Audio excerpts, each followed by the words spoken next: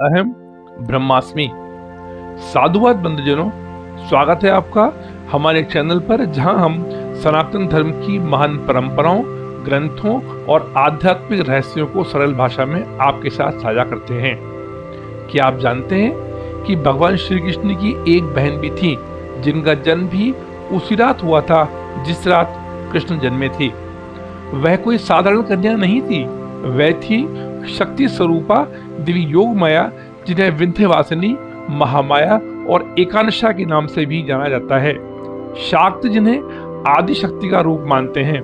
वैष्णव परंपरा में उन्हें भगवान विष्णु की माया शक्तियों का अवतार नारायणी कहा जाता है, जिनकी भूमिका अत्यंत महत्वपूर्ण रही है। तो आइए जुड़ते हैं इस यात्रा में। माया का अर्थ होता है ईश्वर की शक्ति, और योग माया वह शक्ति है जो ईश्वर के आदेशों के अनुसार ब्रह्मांड की लीला रचती हैं। वह माया नहीं बल्कि दिव्य चेतना है जो सृष्टि की लय को नियंत्रित करती है। संक्षिप्त में ऐसा भी कहा जा सकता है कि श्री कृष्ण की मन की गति से चलने वाली देवी ही योग माया है, जो भगवान श्री कृष्ण को छोड़कर सारे संसार को अपनी माया से प्रभावित करती है।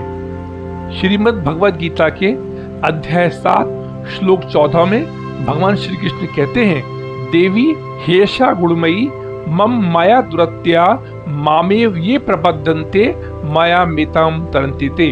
अर्थात त्रिगुणों वाली मेरी दिव्य माया अत्यंत अगम्य, अगोचर, दुर्बोध है, परंतु जो मेरी शरण में आते हैं वह इस माया को पार कर जाते हैं। योग माया की उत्पत्ति के बारे में प्रचलित कथाओं के अनुसार द्वापर युग में तीनों लोकों से न्यारी मथुरा नगरी में जब कंस के अत्याचारों से धरती त्राहिमाम कर उठी थी, तब अधर्म का नाश करने हेतु यादव परिवार में देवकी और वासुदेव की संतान के रूप में कारागृह में भगवान विष्णु कृष्ण रूप में रात्रि के 12 बजे अवतरित हुए। उसी समय नंद बाबा और यशोदा जी के घर में जन्मी एक दिव्य कन्या देवी योग माया।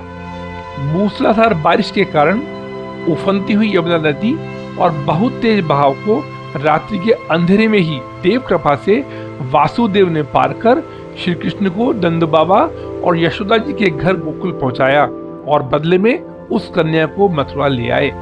प्रातः जैसे ही कंस को देवकी और वसुदेव की 8वें संतान के जन्म का पता चला, वह तुरंत कारागार पहुंचा और कन्या को देख हंसा। मुझे डर एक लड़के से था, यह तो लड़की है। और जैसे ही उसने सदा की तरह कन्या को मारने हेतु पत्थर पर पटकने की कोशिश की, तभी हुआ चमत्कार। वह कन्या उसके हाथों से छूटकर आकाश में उड़ गई और दिव्य रूप में प्रकट होकर बोली, हे कंस, तेरा काल तो जन्म ले चुका है। तू चाहे जितना प्रयत्न कर ले, तेरा विनाश निश्चित है। बंधुजनों, यही थी भगवान कृष्ण की बहन देवी दुर्गा का ही एक रूप और कृष्ण लीलाओं की अभिन्न अंग योग माया, जिन्होंने आगे चलकर भगवान कृष्ण की बहन सुभद्रा के रूप में जन्म लिया। योग माया को महामाया, दुर्गा, नारायणी, भद्रकाली, वैष्णवी, कुमुदा, अंबिका, चंडिका, शारदा, कृष्णा, वृंदा, विजया, माधवी, व्याधिनाशिनी, उग्रा, सौम्या, अपराजिता, आध्या, गोपकन्या, कृष्णानुजा, यादवी और एकांता के रूप में पूजा जाता है।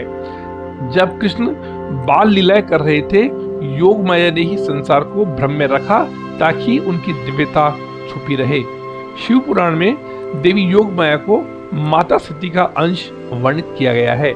वैसे तो हमारे देश के अलग अलग प्रांतों में योग माया के अन्य मंदिर भी स्थित हैं, लेकिन हमारी राजधानी दिल्ली के मेहरौली क्षेत्र में कुतुब मीनार के पास महाभारत काल का माना जाने वाला योग माया मंदिर तथा विंध्याचल पर्वत पर स्थित प्राचीन विंध्यवासिनी देवी मंदिर मिर्जापुर उत्तर प्रदेश सदियों से अपनी अलौकिकता और दिव्यता की छटा बिखेर रहे हैं, जहां लोग मनोकामना लेकर जाते हैं और कहते हैं कि योग माया माता सब कुछ जानती है, बस भाव शुद्ध होना चाहिए।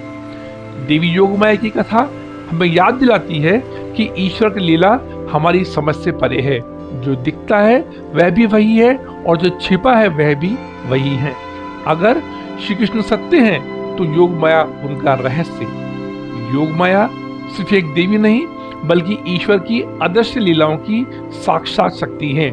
उन्होंने सृष्टि के हर चरण में अपनी भूमिका निभाई है, चाहे वह श्री कृष्ण जन्म में हो या संसार को इल्यूजन में रखने के लिए। उनकी महिमा अनंत है। हम आशा करते हैं कि इस यात्रा ने आपको सनातन धर्म के गूढ़ रहस्यों को गहराई और सुंदरता से समझने में मदद करी है। यदि आपको आज की ज्ञानवर्धक यात्रा पसंद आई है तो कृपया वीडियो को लाइक करें, परिजनों और मित्रों के साथ साझा करें और हाँ, आध्यात्मिक ज्ञान की इस अनमोल यात्रा का हिस्सा बनने के लिए हमारे चैनल को सब्सक्राइब जरूर करें। हम फिर मिलेंगे एक नई रोशनी, रहस्यमयी, आध्यात्मिक और प्रेरणादायक कथाओं के साथ। तब तक कृपया सच्चे सनातनी होने के नाते कमेंट बॉक्स में जय श्री योग माया अवश्य लिखकर अनादि धर्म को पुष्ट करने की दिशा में अपना सक्रिय योगदान प्रदान कर कृतार्थ करें। अनेक शुभेच्छाओं के साथ जय श्री योग माया। धन्यवाद।